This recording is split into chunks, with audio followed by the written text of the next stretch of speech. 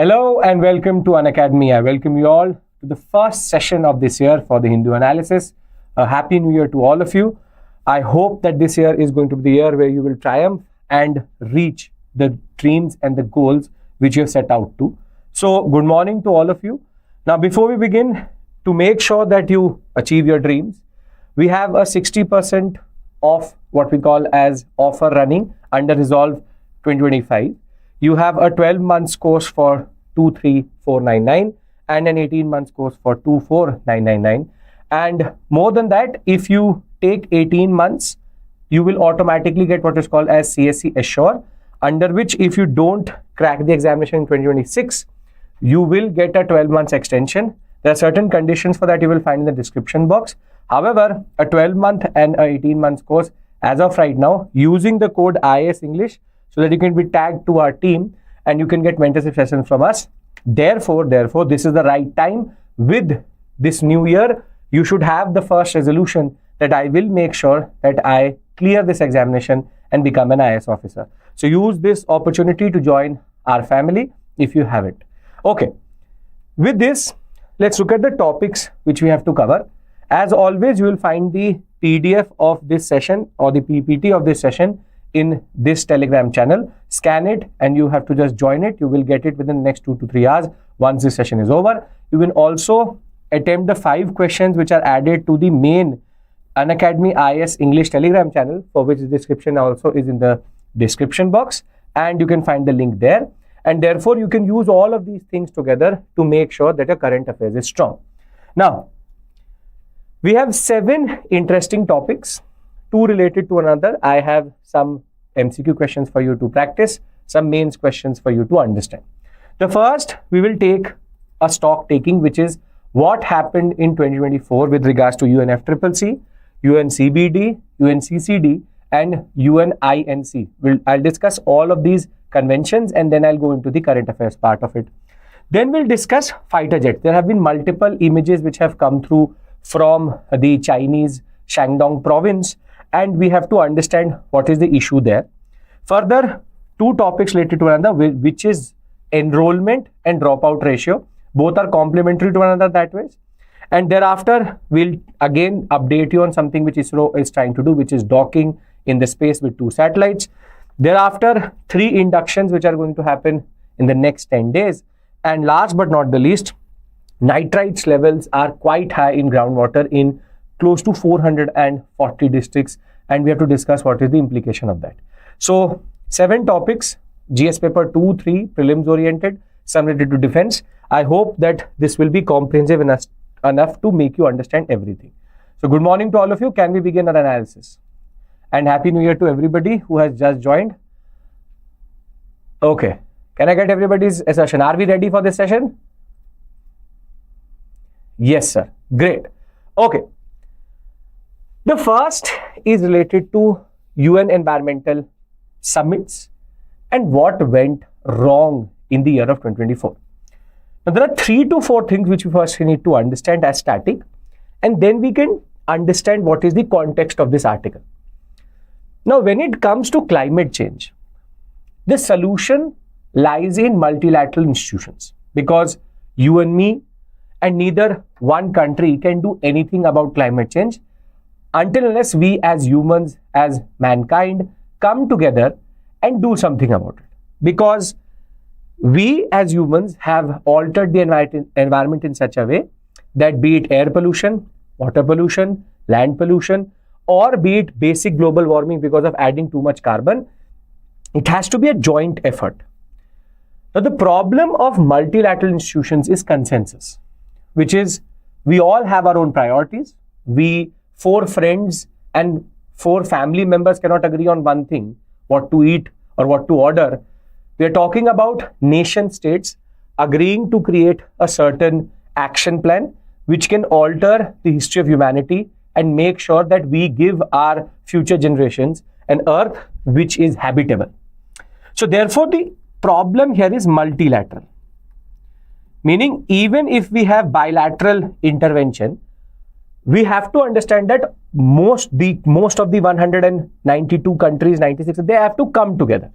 That too, in that 192, 191, What matters is the two major chunks in which we divide this earth according to their level of development, which is called developed countries, and the other one is called developing countries.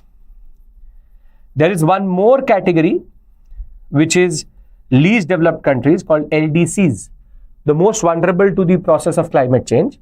But the idea is, it is because of the developed countries such as the US, the UK, most of Europe developed, it is because of them that we are in this state. Between 1750, 1850, if you want to take exact levels of, you can say, carbon emissions, between this period till today, it is their historical emissions, be it carbon dioxide, be it heavy metals, be it the way they indiscriminately exploited the Asian sector via colonialism, or be it the way they have developed using coal or very cheap fossil fuel. It is their mistake, with no doubt whatsoever. It is their mistake and their indiscriminate use of natural resources that we are at a point that the earth is now 1.1 degrees Celsius away from what we call today as the tipping point, which is 1.5 was considered the tipping point. 2 degrees Celsius was too much. With mean temperature of the earth close to being 15 degrees Celsius, we are now pushing that towards 17, 18, maybe towards 20 degrees Celsius, and which may have disastrous impacts. We have already seen extreme weather events happening. We are seeing cyclones. We are seeing snow in areas where it has never snowed. We are seeing rain in deserts. And therefore, let's be very honest, we have enough evidence and enough to say that this 1.1 degree, which is that 0.4 degrees Celsius away from that point, we already have indications for it. We have coastal cities going down into, you can say, what is called coastal erosion. In least developed countries and what we call the Polynesian countries in the Pacific, they are losing close to what we call as 1 meter to 2 meter of what is called as their land surface area with sea rise itself.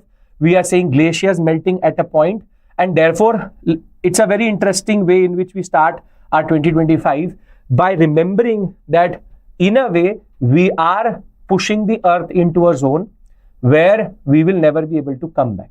It becomes a spiral out of which we will never be able to come back. Again, what I'm trying to establish to you is that the developed countries have a responsibility of actually doing something in these multilateral institutions. That is where what developed was the idea of common but differentiated responsibilities, which is we all have a common goal of stopping global warming, of stopping land pollution, from stopping what is called as coastal erosion. But we have a differentiated responsibility, which is the developed countries should contribute more. Developing nations such as India, China have a role to play, but we also have to reach to a certain standard of living, to a per capita income, where we also have the luxury of saying that, okay, everybody should have solar panels and everybody should have EVs. India is not in that space, or China is a separate issue altogether. India is not in that space where we have to now invest close to $18 trillion towards a path. We've discussed this previously also in this platform, on a path which is based on renewable energy. But the point is, who will give that money? That much amount of investment which makes us sustainable is the question. Who gives that money? Now, based on this premise, the world has been doing a drama since 1992. Now, close to 32, 33 years. There's a certain drama which happens, and that drama takes the form of what are called as the three sisters, which is called the UNFCCC, the United Nations Framework Convention on Climate Change, the United Nations Convention on Biodiversity, CBD, and the UNCCD, which is the one which combats desertification and the concept of land degradation. So CCD, CBD, UNFCCC, I'll discuss what are they. And there's one more concept which is called the UNINC, which is a committee basically on the concept of plastic and how we have to remove single-use plastic. These three are considered to be sisters or brothers which were produced in the 1992, what we call as Rio de Janeiro Convention. And thereafter, this is a new one, but is equally important. Now, why do I call them a drama? Because for the past 33 years, there are conventions, they meet once a year. There's a lot of talking, there's a lot of resolutions which are passed. There's Kyoto Protocol, there is what we call as the different frameworks which are produced. We have the Paris Climate Agreement, we have this, we have that, we have multiple forms of multilateral cooperation coming through, but the end result is zero. Basically, it's like a UPSC aspirant's timetable, which is we all have these very big conventions in our mind in which I will cover this, I will cover this, I will cover this, I will do this by this month, I will do this. However, when it comes to end result, either we don't implement it or the implementation is such that the net result is zero. This is where what this article is asking about a very disappointing year of 2024. 2024 is not the first time, but the fourth time when all four, but at least all three, which is the UNFCCC, the CBD and the CCD, you all are very close to that concept of creating grand plans and not going through. UNFCCC, CBD and CCD, all three, for the fourth time, there has been no consensus or no tangible outcome. Not the first, not the second, the fourth time. Now, the CBD happened in Cali, Colombia. The UNFCCC happened in Azerbaijan. This is for last year, which is the climate change COP, which is Azerbaijan, Baku. Thereafter, we had the UNCCD in Riyadh, Saudi Arabia, and the UNINC in Busan, South Korea. These are the four conventions which are in question. Now, all of these are conventions, lot of money spent, governments, policymakers, industry, civil society, there is thousands, sometimes thousands of people meet to come up with a consensus. After wasting a lot of money, they all come to the consensus that we cannot agree. So now the question is, for anybody who's a beginner, what I want to do is I want to qualify each of these four. What do they mean? What are they? And then we can talk about the issues.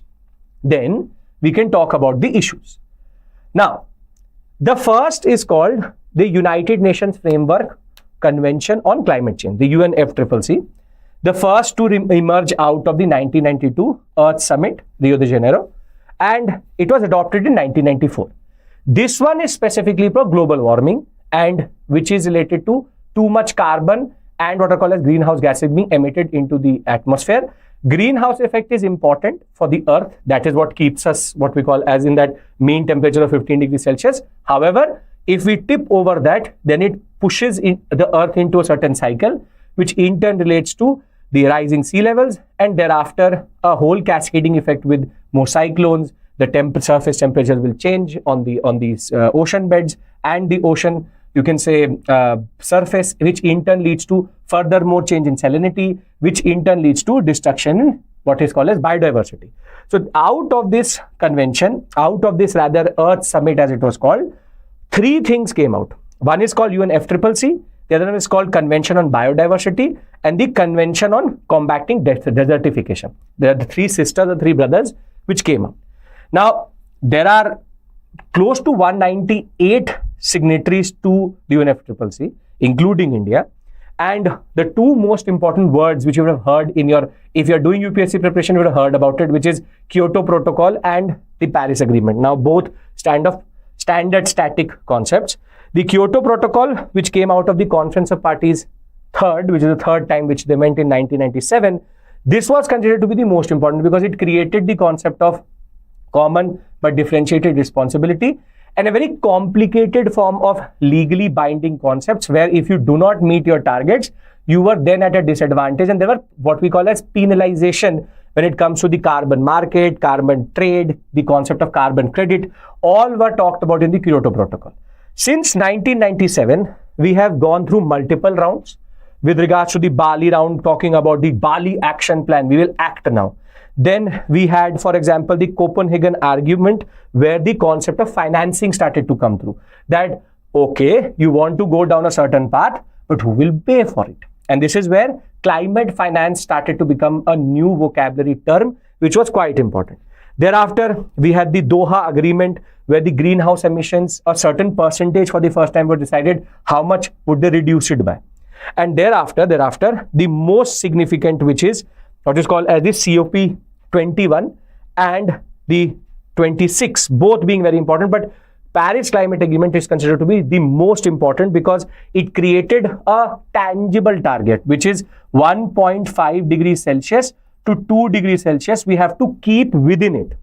According to the IPCC report, we've already reached 1.1 degrees Celsius of heating out of that 1.5 degrees Celsius. But the idea was we will create what is called as a certain action plan. We will try to, and the concept of the NDCs comes through, which is nationally determined contributions. Everybody will tell us, every nation will say, what is their target? What is their target? How, when will they phase out the concept of net zero? What is the renewable energy capacity they will create? When will they phase out what is called as fossil fuels? So on and so forth. The idea was NDCs and the concept of Green Climate Fund becoming more and more important. And the argument was the West, the Western countries, the developed countries will contribute $100 billion a year to developing countries, so that there is technology transfer. There's a path for these countries to go for a sustainable future and a sustainable development path. However, this was per year, out of which in the past 6 years, they've only contributed $100 billion till this point. The developed countries have not contributed per year. Total is $100 billion. That too after multiple points of nagging that where is the money, where is the money, where is the money. Out of which, last year we had the Dubai COP28. Baku, we will discuss what happened. In this, another concept came through, which is called the Loss and Damage Fund, which is we will compensate the least developed countries and the countries which cannot reconstruct themselves, which are being impacted by rising sea levels, and therefore we will give them loss and damage fund. However, they did not decide who decides if there's loss and damage. Interesting. They said we'll create a fund. Money is there. But they did not create the mechanism through which who decides that there is loss and damage. What is the quantum? How do you monetize that? Nothing. They said loss and damage fund is there. When we have a consensus, what is damage, we will give you that money. So you can understand how good this fund would be working, because the mechanism to determine it is not there, but the fund itself is there. Further, the idea was by 2050, 2060 and 2070, again I've discussed this point previously, that the developed countries by 2030, 40, China by 2060 and India by 2070 will become net zero. Net zero means that the carbon emitted into the atmosphere is cancelled out by the sequestration, which is carbon capture equals to carbon emission. Therefore, zero emissions, which is net zero. Now, there are other initiatives also, again revision for you, which is called the Green Credit Initiative, where eco-friendly planting and this we will fund. Then we had how the industry should transition towards a more sustainable path. Then we had the concept of river development, and also the idea of what we call as phasing out coal, increasing nuclear energy, this and that. All very good. It sounds quite good. We all will do something. We have not been able to do something vis-a-vis what we call as the basic concepts of what is called the Kyoto Protocol or even the Paris Agreement, but we will go further. We will go further. I read Paris Agreement, the dilution of Kyoto Protocol has developed countries will clearly change. True, Satyam. True, because Kyoto Protocol had created a what is called as penalistic regime, wherein they were penalizing countries for not performing on their end, what we call as goals. But the NDC is a voluntary concept, wherein you tell us how much you want to do, but if you don't, you can say what we call as meet the point of NDCs, there is no penalization. So the point is, it is again like a target which I create for myself, but if I don't meet that target, there is no penalization. This is where Kyoto Protocol was much more rigid, though flexible but more rigid and more powerful in its action. On the other hand, Paris Agreement was the dilution, because the developed countries realized that they will never be able to give that much amount of money, and the argument which was given in Kyoto was India, China should, and if they want, should contribute. By the time we come to Paris Climate Agreement, there was a straightforward concept that India, China, developing countries need to do something. This is where there was a delegation. They just diluted the responsibility. If you get this point, Satyam, that basically there's a dilution of responsibility, and India and China, and specifically India, has a much harder time in creating a regime in which it can develop in a certain way. And this is where it creates a bigger issue. Lalita, you don't have to worry about Bali Action Plan now. It's now history. The point is you should know why are these agreements not working. So I hope UNFCCC is clear to everyone. Are we clear about UNFCCC? What is the UNFCCC? Basic idea, which is climate change and the concept of controlling greenhouse gas emissions. It is considered to be the biggest convention out of these three in that sense. Okay. Now, moving further, we go to the Convention on Biological Diversity or Biodiversity. Now, there was a realization that climate change does not just impact what we call as humans per se, but it has a very disastrous impact on ecosystems, on what we call as biomes. In turn, there is a marked destruction of biodiversity. Biodiversity would mean flora and fauna, both plant species and the thousands of animals which have become extinct or are on the verge of extinction, as you can say identified by the IUCN via the red list, which is the concept of critically endangered, endangered and vulnerable, or the idea of being threatened. Therefore, climate change had multiple impacts. One was on the habitat of certain animals, and therefore the idea was if climate change has to be catered, then biodiversity also has to be catered. This is where this COP on CBD, which is called Convention on Biodiversity, came into force in 1993. And the idea was there are three basic concepts. We should conserve biodiversity, we should have a sustainable use, and fair and equitable share. The idea of what we call as accessibility, equity, and the concept of sharing the biodiversity was something which was introduced through the CBD concept. Ironically, the US is the only member of the UN and a major power which has not ratified this convention. It has signed it, but the Senate and the Congress in America have not ratified it and not basically accepted it legally on themselves, which is the hypocrisy of the US. US has always been a very moody power when it comes to climate change or be it biodiversity. They are the ones who will ask you to stop your development on a what we call as fossil fuel path, but they have had multiple presidents and one president who is going to come to office very soon, and his what we call as cabinet, which agrees or believes that climate change is magic, is make-believe, and multiple cyclones which have destroyed thousands of the what we call as cities in America, and over and above that is killing multiple Americans and pushing most of the coastal cities of America underwater. All of that is part and parcel of the evolution of Earth. And therefore, US is one of the most, you can say, untrustworthy power when it comes to climate change. Because they are the ones who will talk about too much climate change, or they will not talk about climate change itself. So basically, they are that type of an aspirant who will study for 12 hours. If they will not study, they will not study for 50 days. That is the type of very moody power that way. So you can't really trust the US when it comes to their conventions and their commitment to this concept itself.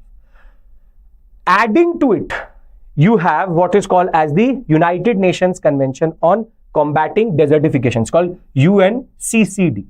Now, desertification is the process of what we call as not specifically deserts expanding into urbanized sector, but what we call as greener areas becoming more and more arid.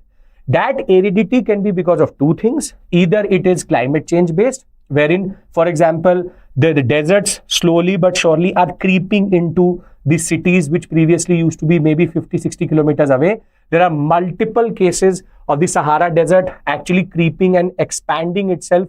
And there is a lot of, you can say, a lot of documentaries made in African countries where a lot of cities have gone under the sand.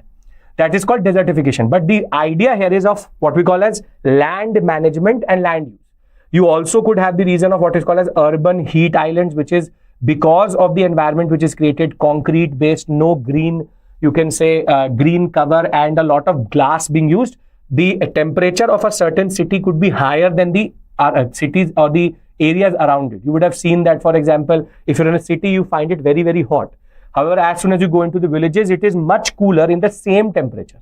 That is because of the environment in which you are. With less greenery, you start to feel more and more heat because concrete absorbs that energy also, and also radiates it in the form of infrared energy.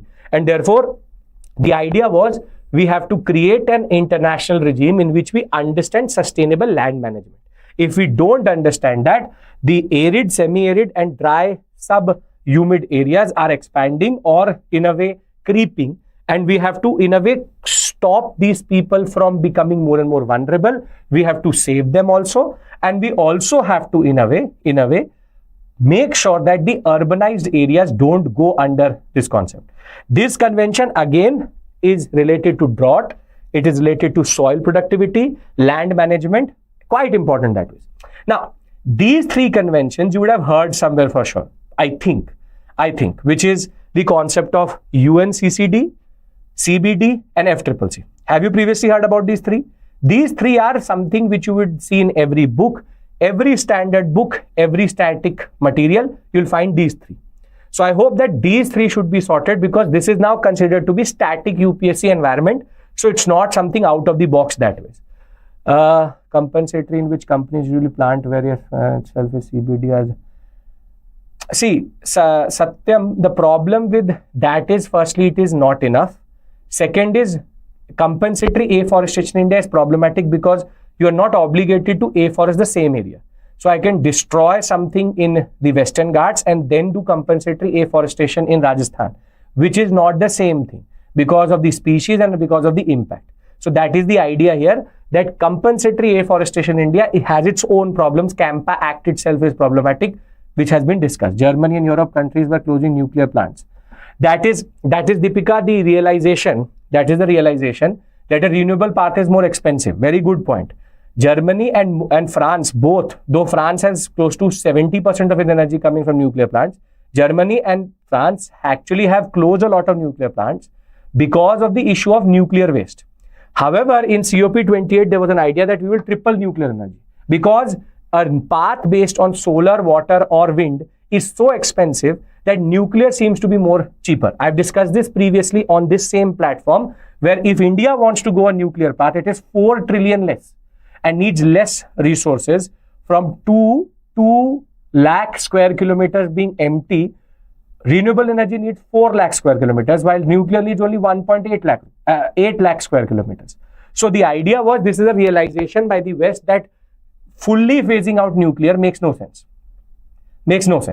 Fair and equitable sharing means that, Lalita, everybody has firstly equal access to the biodiversities, and it has to be fair. It cannot be that because I'm a small country I get less, and because I'm a very big country I get more. It has to be fair also, it has to be equitable also. Japan's discharge of nuclear water was Fukushima, that the nuclear power plant went because of a small tsunami, was damaged. A lot of nuclear waste were added to the water. A lot of controversy between Korea and Japan over that. Should that water be released into the sea? But the point is, Komal, where does that water go? The idea is that we are in that zone in which everybody is a hypocrite. Because first they will say no to nuclear power, and then they will say 3 times increase. You will see the problem is that there is no trust in this system now.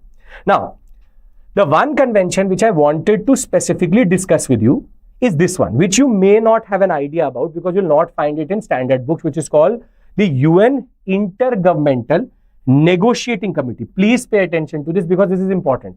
What is called is UNINC. Whenever I say INC, well, the first thing which comes to mind is the modern Indian National Congress, but now you should know also UNINC.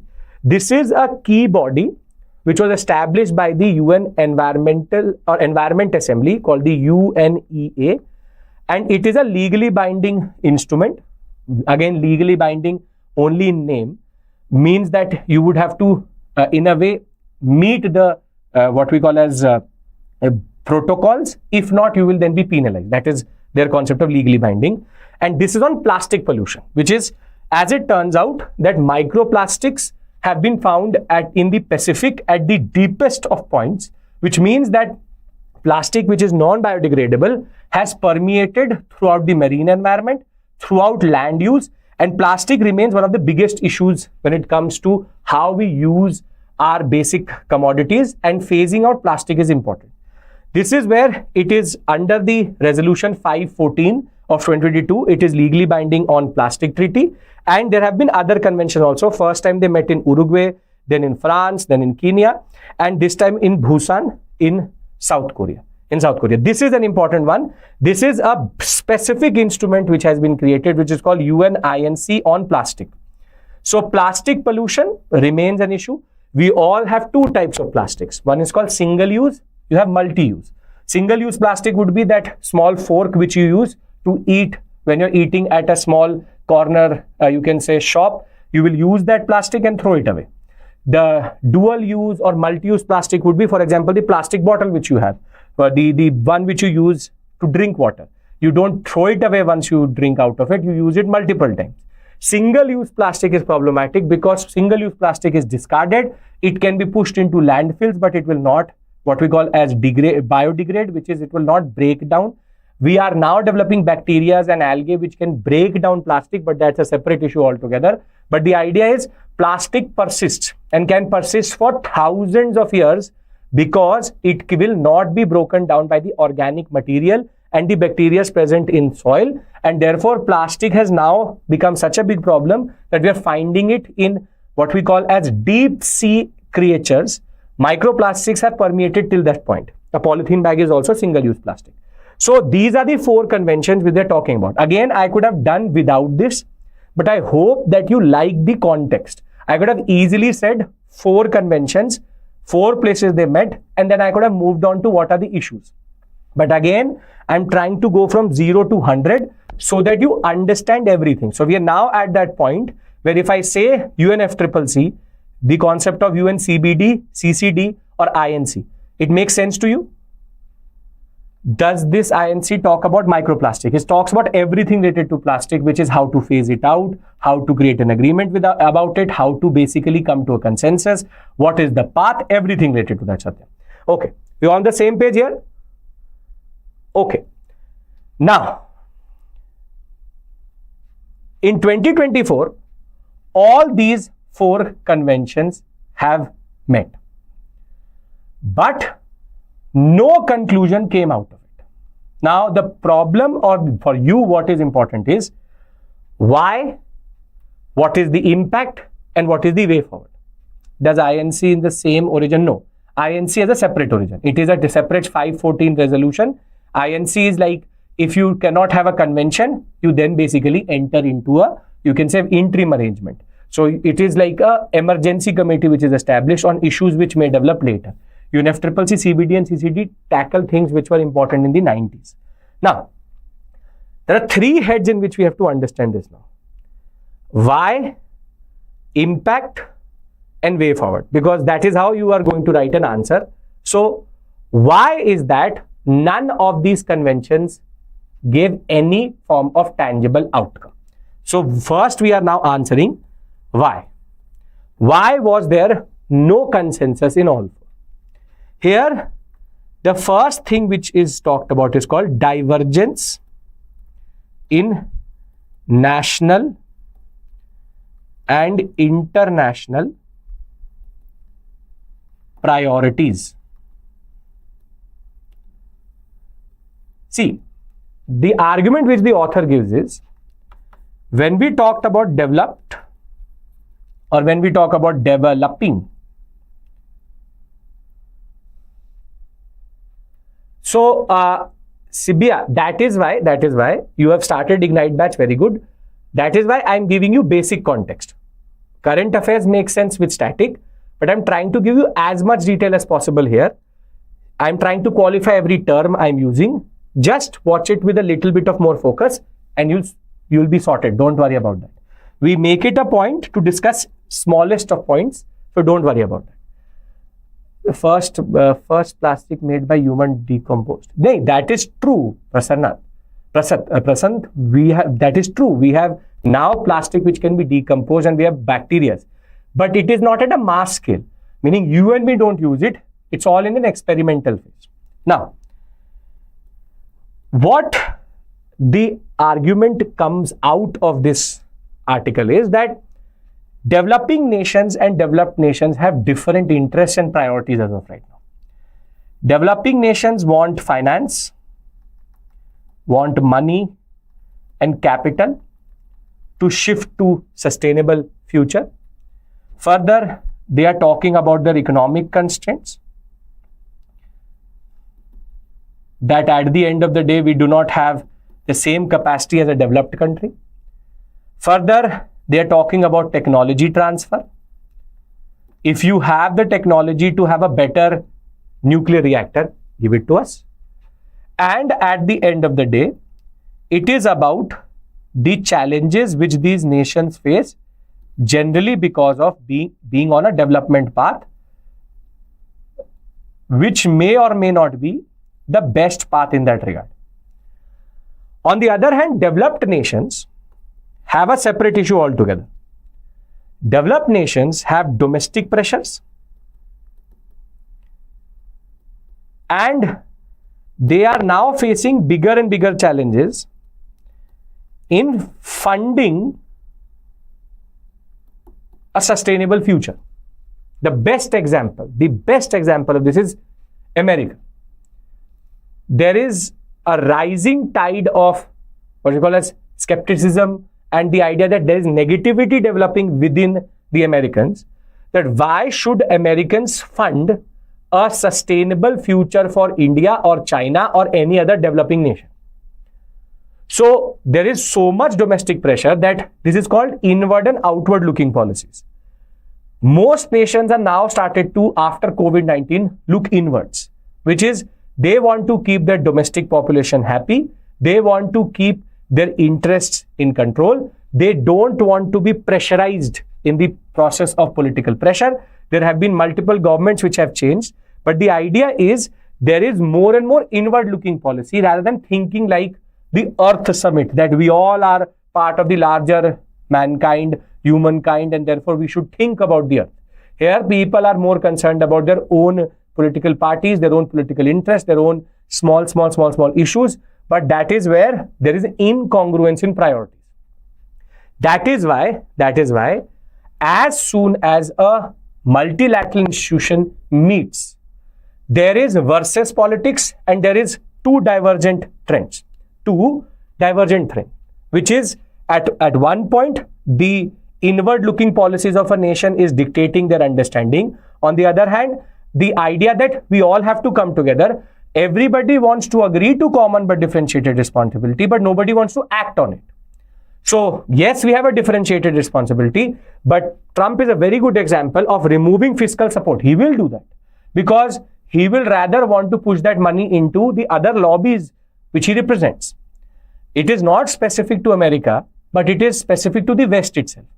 When it will come on acting on these actions, they will not do it. This is the first issue which the world faces today, which is too much issues vis-a-vis internal and external or inward or outward looking policies. That is for the same reason in the UN CBD, there was no conclusion in Colombia, in Cali, because of finance mechanism.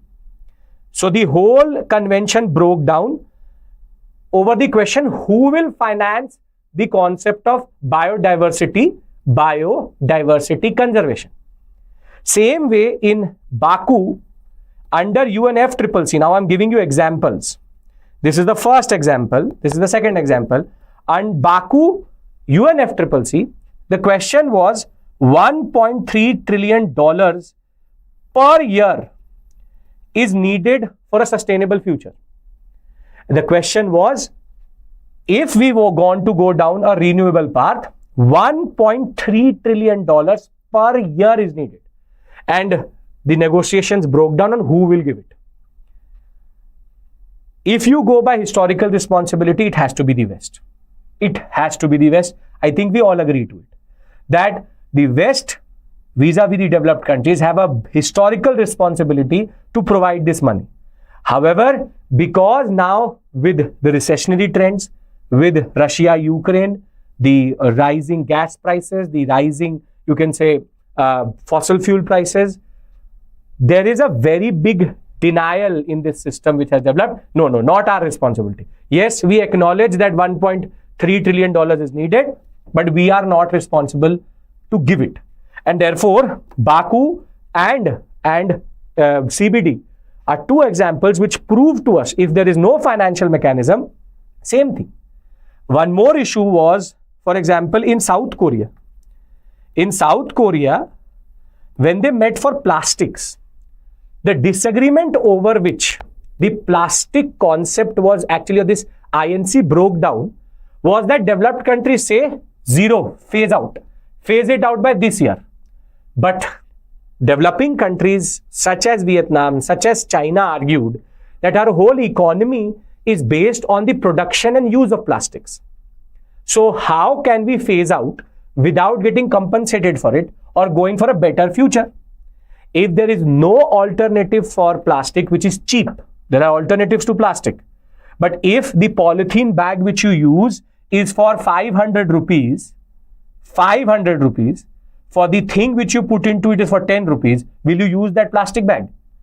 You won't. You won't, because there is no better alternative which is cheap and universally accessible. So the reason why South Korea, it broke down under the INC was because they said that the way you're asking us to phase out plastic is not possible only. And therefore, they had a disagreement on not having a legally binding provision under which if on a given day or a given year, they don't have plastic, they will be penalized. So I hope you understand that India, China, the ASEAN countries have a different take to it. If I'm a very good producer of plastic, if it is very, very, you can say, effective, efficient, and I'm the supplier, maybe the second or the third ranking supplier, what is my incentive to stop that production, take a hit on my GDP, and thereafter push my people into poverty because you historically added more carbon and more plastic when it did not matter. So you are the ones who bombed the earth like anything when it came to the First World War or Second World War. Second World War even more. You are the one who led to most of the destruction of CBD, the biodiversity. You single-handedly added more carbon and plastic into the atmosphere and into the environment. Then why should I change my path for you? This is called divergent interests. I hope we understand this. Which is called what is called as incongruence of interests of two nations or of nations when they meet in multilateral institutions. A very important point which you have to talk about and we'll keep on developing. We understand this? Okay.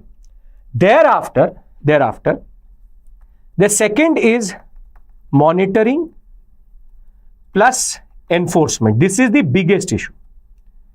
This is the biggest issue as of right now, which has in turn led to more and more mistrust developing, which is who will monitor? Firstly, who will monitor? And if there is a transgression, who will enforce? And why should I as a nation basically pay for something which is important and good for me? Again, divergent interest produces this issue. For example, when they met at Riyadh in Saudi Arabia for the CCD convention, there was a proper breakdown over the concept of drought protocols. African countries said that there should be a legally binding protocol when it comes to drought, and it should be defined by the CCD itself. Developed nations said that no, we need a framework for it. We don't need protocol for it. Over this, the whole convention got sidetracked and no consensus came through. The other issue is, as with global conflict, COVID-19 and other issues, the NDCs are not being met. India still is one of those nations which is performing quite well when it comes to NDCs. But still, if America is not meeting its NDCs, who is going to say to America, pay? Who is going to make the NDCs, the nations pay. The biggest issue is enforcement and accountability is not there only. There is no concept of accountability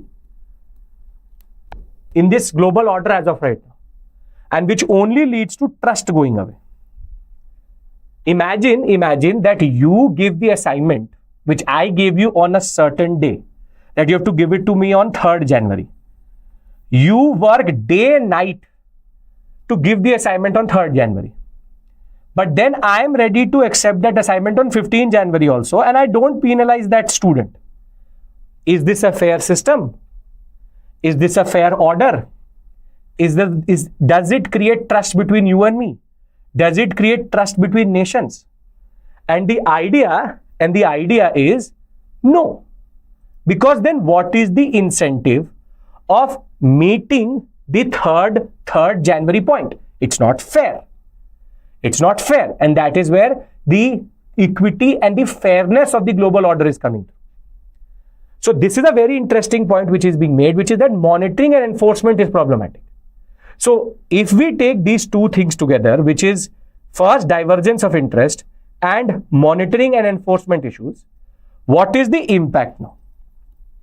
What happens when 4 major conventions break down because people don't trust each other, and because there is no monitoring mechanism, there is no enforcement mechanism, and there is no concept of what we call as interest coming together? The impact is, as the article point out, 4 major issues, which is not good for the earth. First is delayed action. The argument is that with inability to create frameworks and commit to concrete plans, everybody is going to delay their response to when it comes to biodiversity loss, climate change, land degradation, or plastic pollution. As you said, I gave one assignment on 3rd, then somebody gave it on 15th. Next time I'll also give it on 15th. When I know that there is no legally binding concept that I have to give it on 3rd, if I as the world order will accept somebody giving it on 15th January also, I'll accept it. So why should I do it? Standard human psyche. If I have to now incentivize what we call as the concept of not doing good, then it is incoherent and fragmented efforts, which is again because of the fact that if multilateral institutions will fail, there will be growing risk of countries not caring, which is either I will do unilateral action or there will be a new idea which will develop is, what's the point? What's the point? If I am trying to go for solar, and if China is producing using coal and then flooding my markets with cheap plastic, then what's the point of going solar? Therein the interest will come. If my national interest and security is being hurt by them not adhering to something with no accountability, then I would rather choose that path only. Further, erosion of trust, which is there will be no confidence in these institutions or amongst nations. And over and above that, there will be more and more pressure for getting meaningful outcomes, which won't come because of this only. Meaning it will become a holiday. We will go to some country, we will sit there, our delegates will say, NDC we will meet in 2070, 80, 90, 3000, and thereafter enjoy. The hotel is free, the travel is free, everybody is coming to the convention, eating together, wasting money and wasting the taxpayer money of every country. This is where the impact is even more dangerous. When you don't trust, and when I can say that it is a drama, then you can realize how the nations would have felt. Because a lot of money goes into actually having these processes being put into place. There are secretariats which are being funded by taxpayers' money so as to keep these conventions in place itself. Then what is the point? Then close UNFCCC if this is not going to meet anything. This is where skepticism, negativity gets introduced, and therefore we need to do something. If we understand why, if we understand how, or rather we understand why and impact, I want to now give you a way forward, because as a UPSC aspirant, you can't be sounding so cynical in the examination that the whole world is going to end. Nothing means nothing. Let's stop doing anything. That is basically the argument which comes out of this article. So what is the way forward? Can I discuss the way forward? What's the point? Let's sit and just enjoy life. Charvakist philosophy. Okay. Now, the first way we move forward is we have to figure out climate finance. As much as I sound like a parrot which has been saying this for now close to 2 years in different platforms, the idea is climate finance has to be sorted out, which is if we cannot introduce equity plus trust plus resolve, then there's no point in doing anything. There has to be a certain responsibility which the developed nations have. There is certain responsibility which the developing countries have, and therefore there has to be trust building exercise which happens between these two. How do you get that? You get that through transparency plus accountability. Meaning we have to create a certain tracking mechanism, plus we also have to create a mechanism in which we are accountable for what we do. It cannot be that the same nation is the judge, jury, and the executioner. Meaning America decides, America penalizes, and also America leaves. Then it is all about bilateral institutions rather than actually being a multilateral institution, which is the problem with most of these conventions. Big countries, very wealthy nations control most of the agenda, wherein the transparency issue comes through. Third is inclusive diplomacy. Because if we find something very dangerous,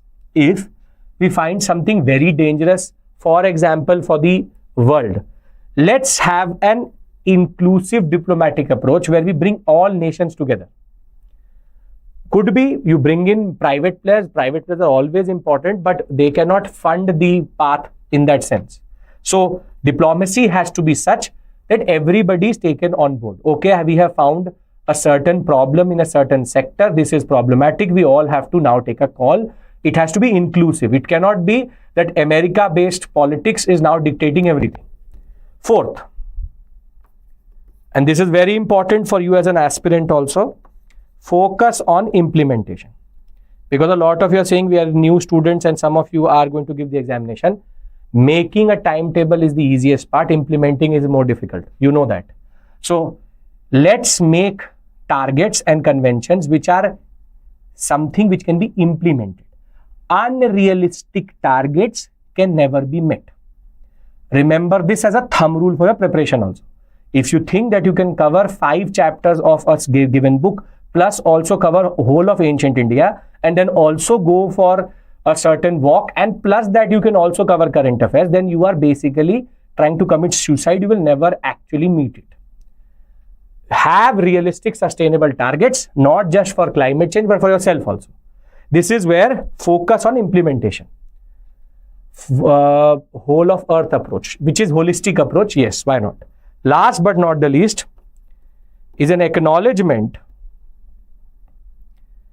that climate change, biodiversity, plastic pollution, and land degradation are connected. You tell me, if all of them are connected, what's the point of having 3 conventions?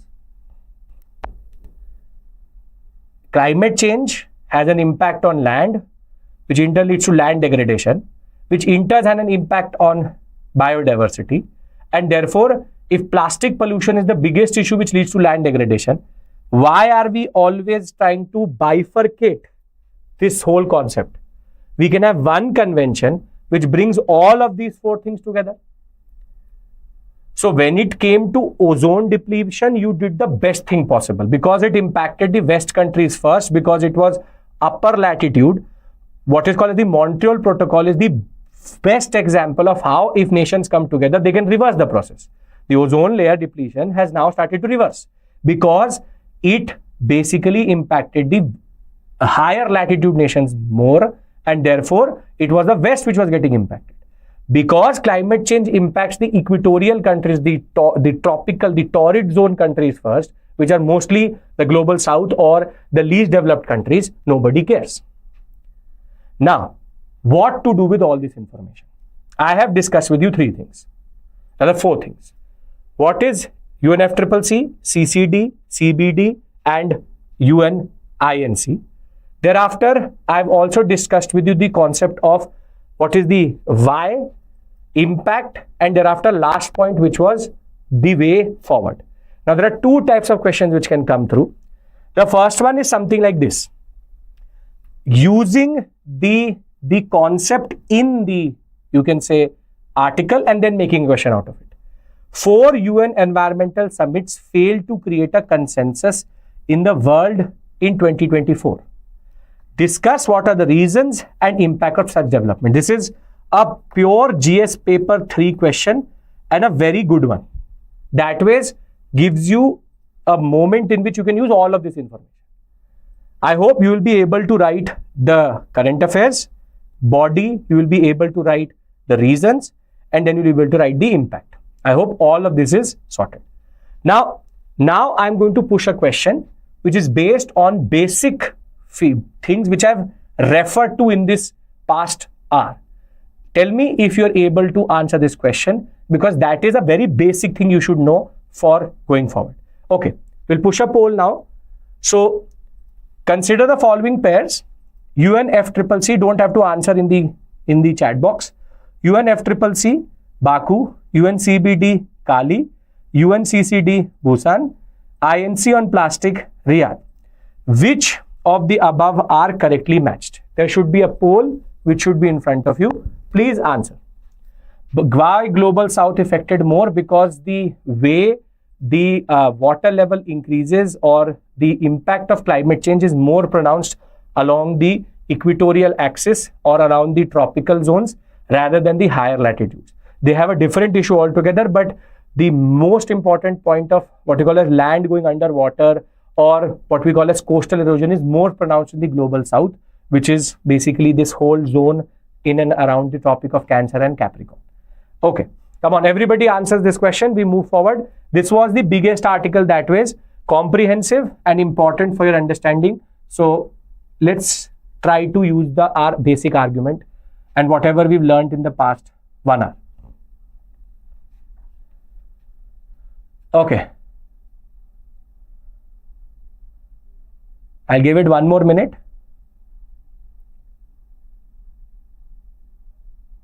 Come on, everybody answers. Even if you don't know it, you've joined me in between, you have to answer this question.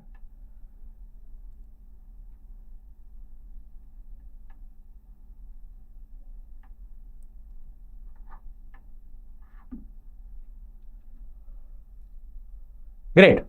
We'll stop the poll here. Perfect. Very good. Very good.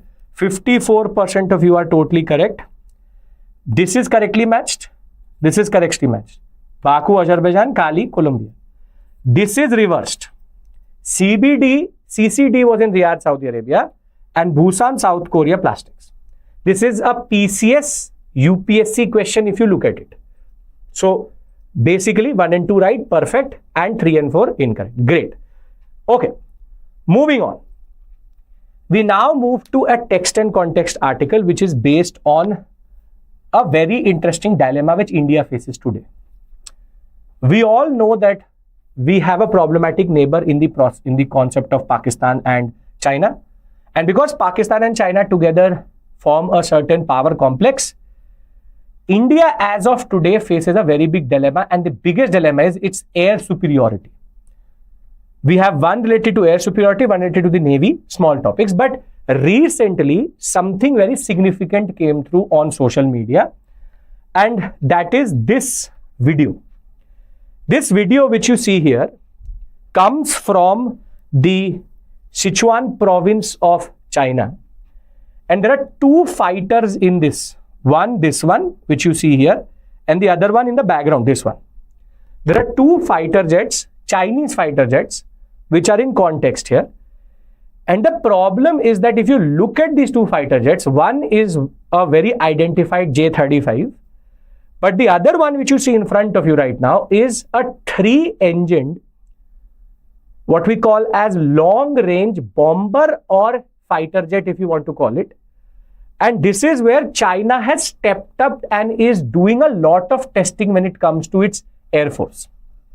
And this is the concept which the article tries to point out, which is our understanding vis-a-vis the Chinese.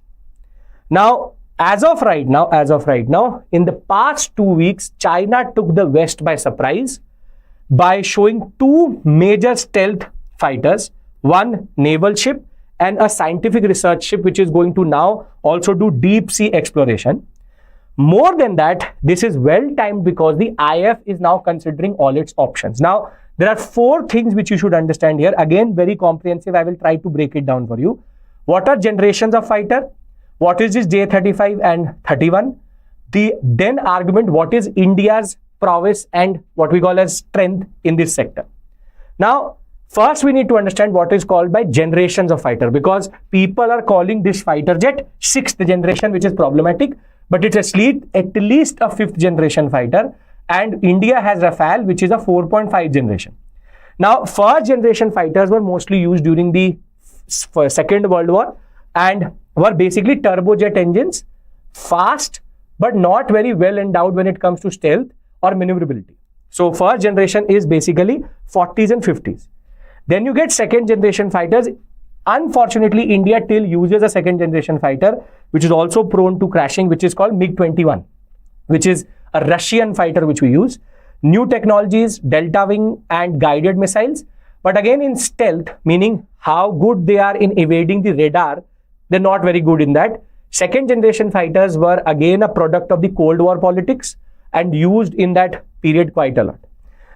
3rd generation fighters have better radars, better stealth, better avionics, which is maneuverability, and we have one of the 1st generation, Mirage 3 and Mirage 2000, falls between 3rd and 4th generation. 4th generation is proper Mirage 2000. Fly-by-wire control means initially in the first 3 generations, there were physical controls, meaning when I used to pull the lever, it had a physical control axis on the rudders.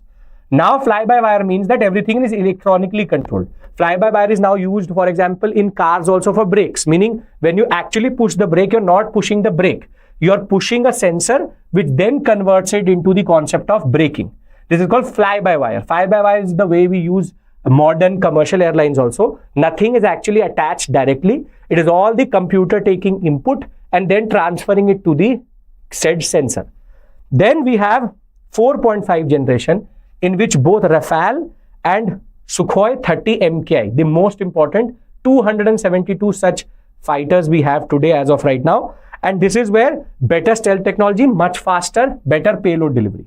And 5th generation fighter, there is one which is considered to be the best in the world, which is called F-22 Raptor. It is 4.55, and the F-35, which is considered to be Lockheed Martin's 2 most standard, best important, you can say, generation fighters, which is F-22 Raptor and F-35, 2 most important. Now, they are better in stealth, much faster, much better in evading sensors, better payload delivery, but F-22 Raptor and F-35 Lockheed Martin considered to be the gold standard of 5th generation, 4.5 generation. Now, why is this a matter of concern for us? The matter of concern is that the 2 or 3, whichever, the two fighters which we saw here are all 5th generation or 4.5 generation. One is called the Chengdu J-20, the other one is called Chengdu J-31, and the problem is that these are comparable, at least in maneuverability, to F-22 Raptor, not with regards to range, not with regards to what we call as stealth capabilities, but China is indigenously developing its own engines, which it has now taken from Russia via technology transfer, but it is developing it in China itself. And over and above that, it is also developing stealth technology, which is on its own capability. This is where, be it J-20, be it J-31 or be it J-35, all of these fighters are a problem for us. And if you look at the squadron strength, 1,300 of the 1,900 fighters, which the people's, what is called as PRC or the what the Chinese have are either 4.5 generation or with now J35 and J20 5th generation. This is a major matter of concern. Why is it a matter of concern? Because there are firstly close to 2,000 such fighters which the Chinese have, and out of which 4.5 generation or 4th or 5th generation fighters are the biggest you can say chunk. The leading nation to buy a 5th generation fighter is the US.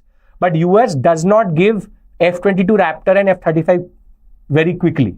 F-35 as it is being developed by the NATO members together. F-22 Raptor you will get if the Americans actually see you as a proper ally. They will give you F-16s, but F-16s are 4 to 4.5. We had an option to take F-16s. Pakistan has a lot of F-16s, but we rather chose Rafale. And this is where India's problems now start to come into foray. We have what is called as the most important 36 such fighters called the French Rafales. We have the Dassault Rafale. Rafale is a good fighter. It's good to counter Pakistan, but it is not good to counter China because the J20 is a 5th generation fighter, Rafale is a 4.5 generation fighter, and the power, the payload delivery, and the stealth capabilities of a J20 is better than a Rafale. But more problematic is we don't develop Rafale in India. This is one of the biggest issues. We are not indigenously developing Rafale. We have now technology transfer coming through. Still, it will take a decade for us to actually produce this properly. But there was a lot of controversy for Rafale also. There were close to 200 we were going to take. Then it became 36. Then the idea of ready to fly capability, this and that. The idea was Rafale is our best bit. But out of the 42 squadrons which are sanctioned by the parliament, we only have 31. 31 squadrons are there, and we have a strength which is close to half of the Chinese force itself. And as of right now, India's biggest bet, as one of you pointed out, Ganesh, is this, which is called LCA, Light Combat Aircraft Tejas. Tejas is considered to be 3.5 to 4th generation. And the problem with Tejas is it can be used for basic surveillance because it's a single engine aircraft.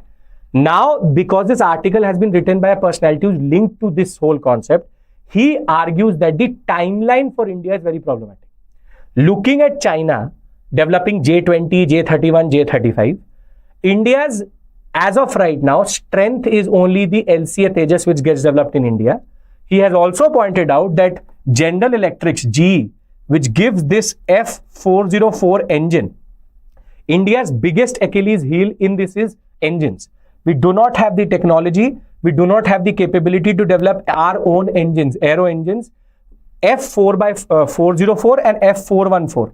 These are two engines which we take from General Electric. What has happened is because of COVID-19, General Electric's supply chain got disrupted. We were going to get 200 such aircrafts for which the timeline has now been moved to 2030. Meaning next 5 years, we will get Tejas. By 2040, it is being believed that MiG-29 and Sukhoi 30 MKI would have to be decommissioned. So therefore, everything relies on only one project, that too delayed one. And this is where we are developing Mark 1, Mark 2, and what is called as AMK, which is when we talk about Mark 1 is the one which you're using, single engined, but now delayed.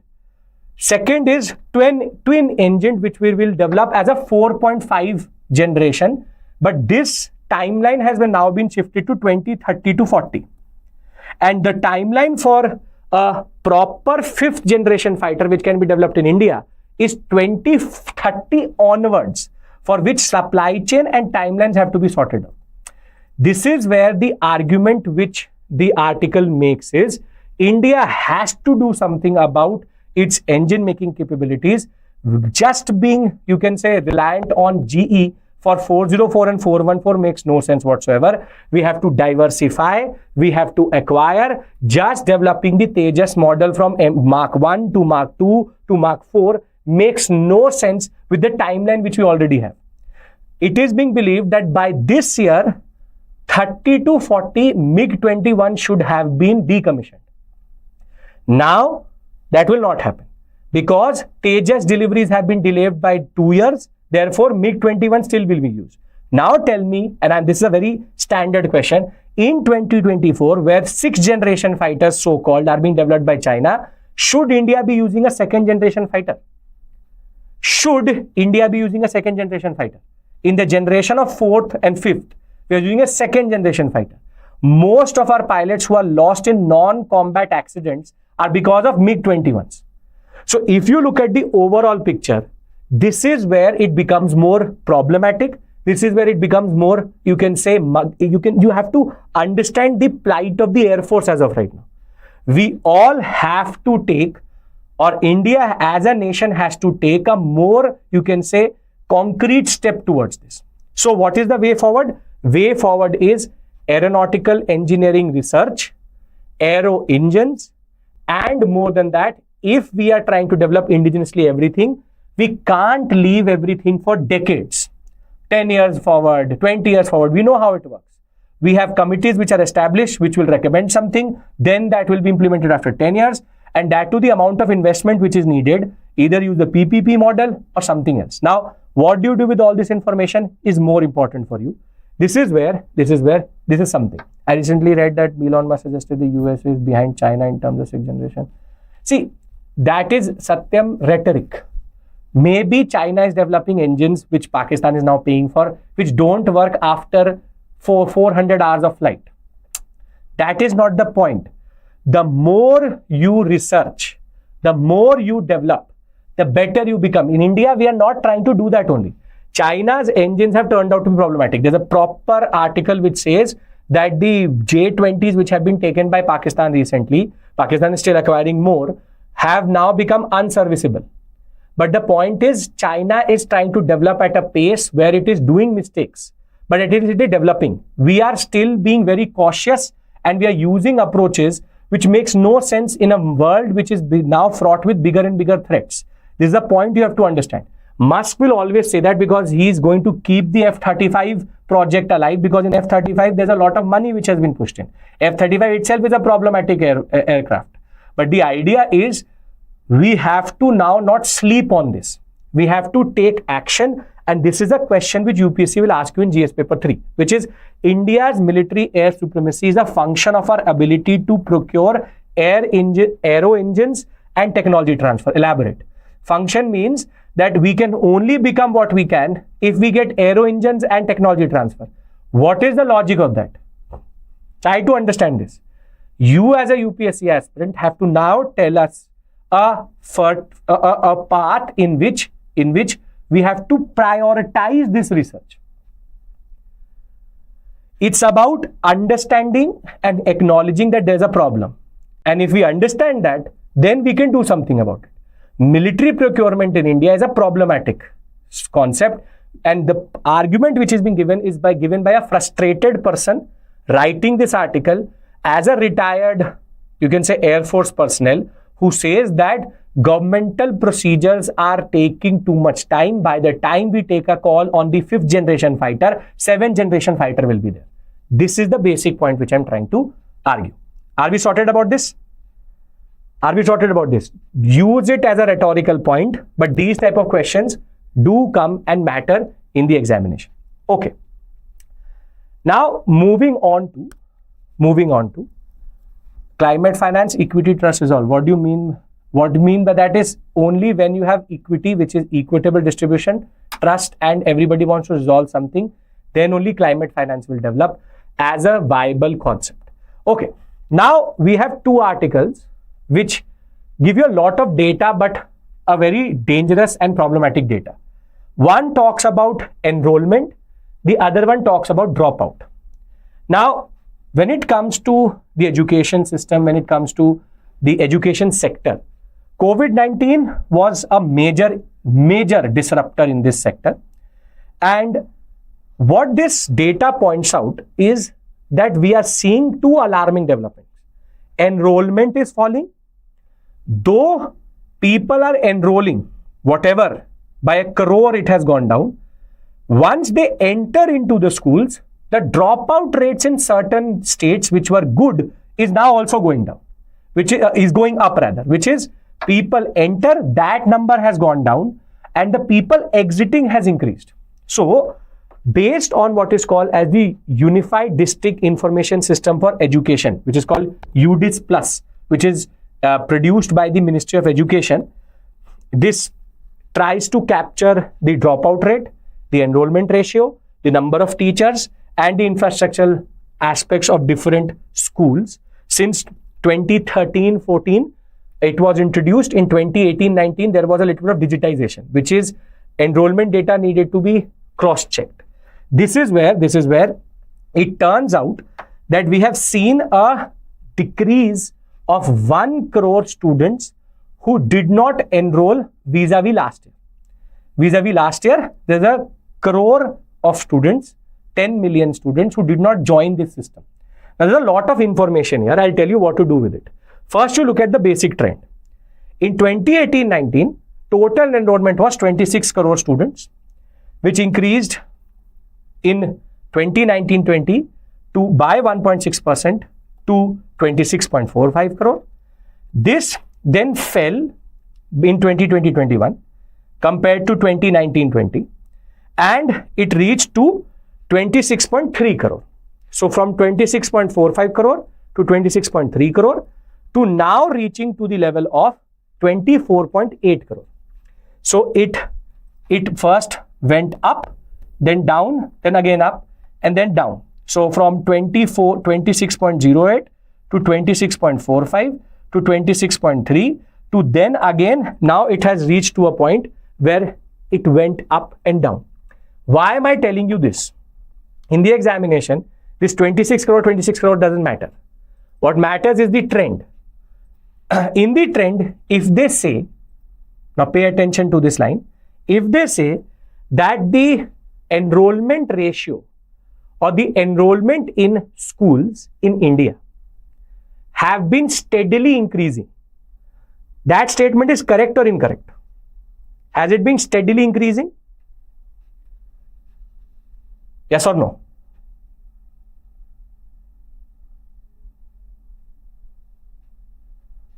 The answer to that question is no. That is an incorrect statement. It has not been steadily increasing. If it says steadily decreasing, that is also an incorrect statement. So if you get steady word in front of increase or decrease with regards to enrollment, that statement is incorrect. It has been a roller coaster, and from 26 crore students, we are now down to 24. But if you look at the data generally, we have been going between 26 to 24 crores up and down. So pay attention to this point. There has been no steady increase or decrease in this process. Neither drastic nor steady. Very good point. Okay. Now, one aspect which this article points out is that this data of 24 crores is more believable because now we are giving unique IDs to the students and we are Aadhaar linking them to the UDIS Plus portal. So maybe this number was escalated and there was double counting. In accounting, there's double counting, right? That they must have been counted in two different instances.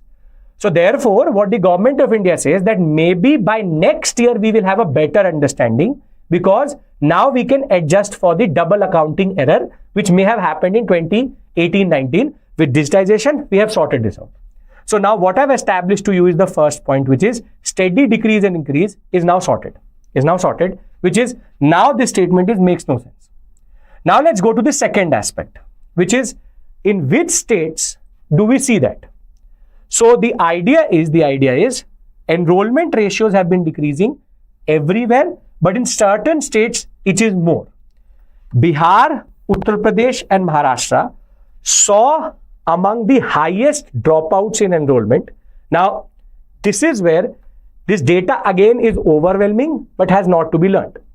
The idea is Bihar, Uttar Pradesh and Maharashtra are three states where enrollment drop is the highest. This is to be remembered. Bihar, Uttar Pradesh and Maharashtra.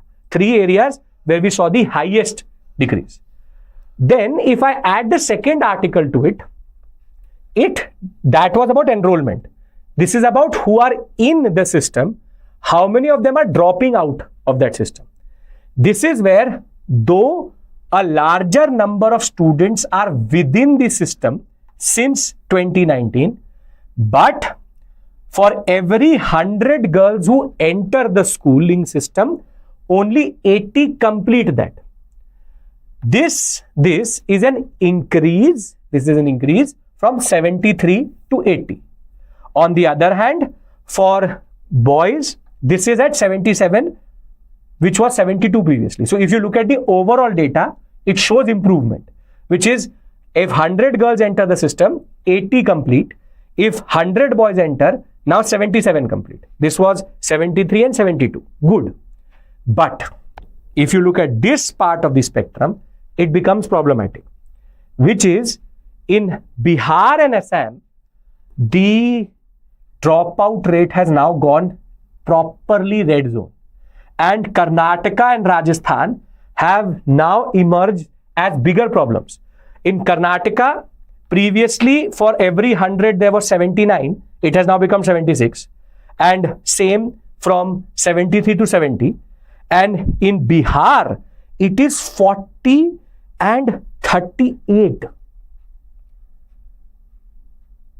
40 and 38.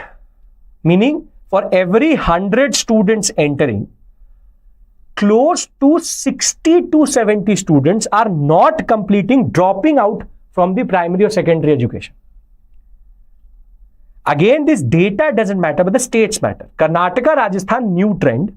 Bihar, Assam, old trend. Which is now they are going into a zone where if you look at Bihar, Assam, for every student entering, that is a very dangerous 38 and 40. This is where these states have to do something. Again, this information is not important, but the trend is.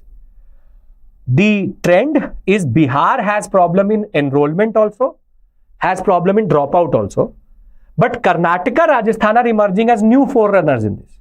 And they can go down to the path of what we call as Bihar and Assam very soon. Now, what is the overall picture here? Matters to you in the overall sense. If you talk about overall,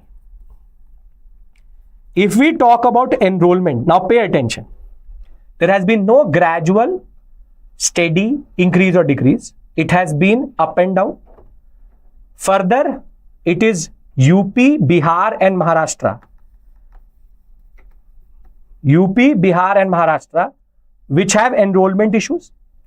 When it comes to dropout ratio, we are seeing a ratio which is going down overall in India. But Karnataka, Rajasthan now showing negative growth, and Bihar, Assam being the one which are already problematic. Hold on to this information, sprinkle it in your essay paper, sprinkle in governance, in society, and in GS paper 3 generally. If you can hold on to the information which is written on this slide, you are sorted. Can we all agree to this? We understand the trend, we understand the states. Do we? Yes or no? Do we? All of us. Great. Perfect. So I've given you some acronyms also. Just remember them. Right. Ethics, yes, Harshit. Why not? Okay. Now moving to smaller articles, prelims oriented in that regard. You can also get a question like this in the mains examination. The trends in enrollment and dropout rates in primary and secondary education is a matter of concern. Discuss. This will help you. Now, this is an update on something which I've discussed previously. We have successfully launched PSLV C60, through which the SpaDeX, which is called as the 2 satellites which have been launched so that they can do docking and undocking procedure. This would be important for human space exploration also, and Chandrayaan 4, where we want to bring lunar soil and lunar rocks back to the earth. We have previously discussed this. What is SpaDeX? SpaDeX is ISRO's attempt to do something like this, which is called docking and undocking, which is 2 satellites will try to merge or attach with one another. They will transfer information, and they will also transfer what we call as electricity to one another, and then they will de-dock or undock themselves. And this is very important technology. India would be the 4th nation to do something like this.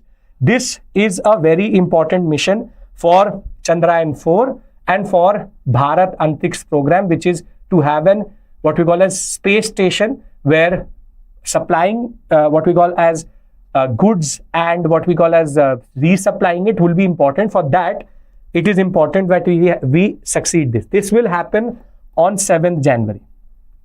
On 7th January, the exact conditions will be there where these two satellites will try to come together. You just have to know that SpaDeX basically is India's attempt to bring these two satellites together, and they're trying to sort out something which is pivotal for India's space program. Something as an update, but SpaDeX, please remember for the larger context of your preparation. Moving on. January 15th is going to be a very significant date because 3 things will be inducted into the Navy. Good for India. The 3 things or 3 military equipment which will be added is something which I discussed again, is called INS Scorpene-class Vashgir or Vagshir. Then we will add a destroyer called INS Surat and a frigate called INS Nilgiri. Now, just to give you basic context, what Vagshir is a Scorpene-class, what we call as Project 75 submarine, which has an air-independent propulsion, wherein we are using liquid hydrogen and liquid oxygen to create water and electricity. They can remain underwater for long periods. It's not properly a nuclear-powered submarine, but we already have a Scorpene-class, you can say, subclass submarine concept where we have Kalveri, Khanveri, Kharanj, Vela, and Vagir, which was the last one. Now we have Vagshir, which has been added. We will have more information on this on 15th further. But now, because I've used 2 words, which is destroyer and frigate, you should know what do you mean by a destroyer and a frigate. See, destroyers are ships which are mostly used for agile maneuvering in the seas. It has a better, you can say, destroying the weapons capability vis-a-vis a frigate. Frigate is smaller, used for convoy systems, and generally are there to protect bigger ships such as an aircraft carrier or a cruiser. So we'll be adding one Nilgiri, which is going to be a Shivalik class frigate. This is a very important stealth system which is being developed in India. The radar intersection is very less for this, and we'll be adding INS Surat as a Kolkata class destroyer. So 1 destroyer, 1 frigate. Please use this to understand the different types of what we call as you can say ships which we had in our submarine, in our navy: aircraft carrier, cruiser, destroyer, frigate, corvette, amphibious vehicle, and submarine. So 1 submarine and 1 destroyer and 1 frigate. Something very standard again. We will have more information on this on 15th, but I'm giving you a heads up. Was an important article. Everything related to it, we will have a longest discussion on this on 15th once they are inducted. Last but not the least is a very interesting but problematic concept which is again emerging in India, which is we have found nitrates level to be very, very high in 440 districts in India. Add to it the fluoride and the uranium leaching into the water. Groundwater in India is becoming problematic. Groundwater is becoming problematic. 56% of India's districts have excessive nitrates. I'll tell you what happens with that. And out of the 15,000 groundwater samples which were taken, it is very problematic that excessive nitrates came in 21.6%. Now, what does nitrates do? See, nitrates biggest addition happens into groundwater because of India's misuse of its fertilizers. India, what we call as soil is as it is deficient in nitrogen. So we try to add more nitrogen through through fertilizers. Once it rains, the monsoon now starts to leach that nitrogen into the groundwater. And if you take too much of nitrates in your water, in men it is known to have known to give more chances or increase the chance of prostate cancer. In children, it can lead to blue baby syndrome. Further, it can impact the gastrointestinal, you can say, system. Further, it can introduce blood disorders via pregnancy. So therefore, nitrogen content in water, nitrate content in water, if it increase, it has severe health effects. If this was not enough, we have in Rajasthan, Karnataka, Tamil Nadu, the highest, which is 49, 48 and 37%. In Rajasthan, MP and Gujarat, there is a long-standing issue of nitrates. In Maharashtra, Telangana, Andhra Pradesh and MP, it is now showing increase.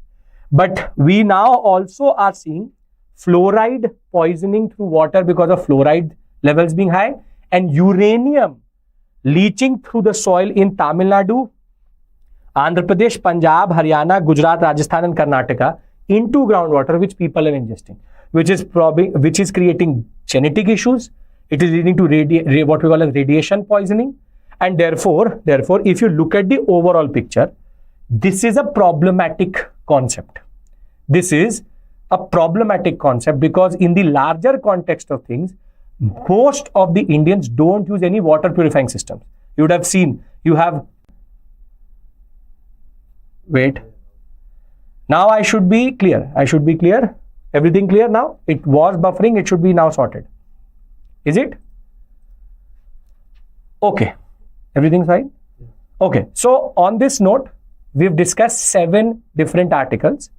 We have considered the concept of UNFCCC, CBD, CCD and UNINC.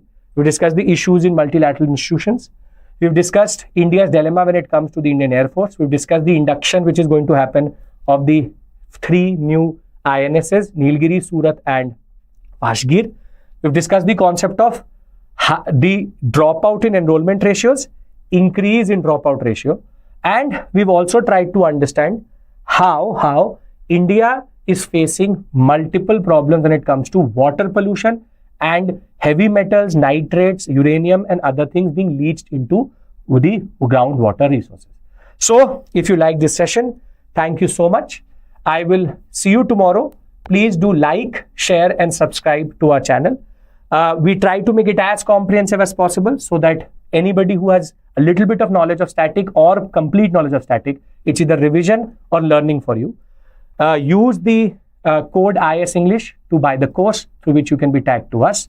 And remember that there will be 5 questions available in the main Telegram group, for which the link is given in the description box, and you can find this PDF in my Telegram group, for which the QR code is given in the beginning. Thank you. See you. I will see you tomorrow. Take care.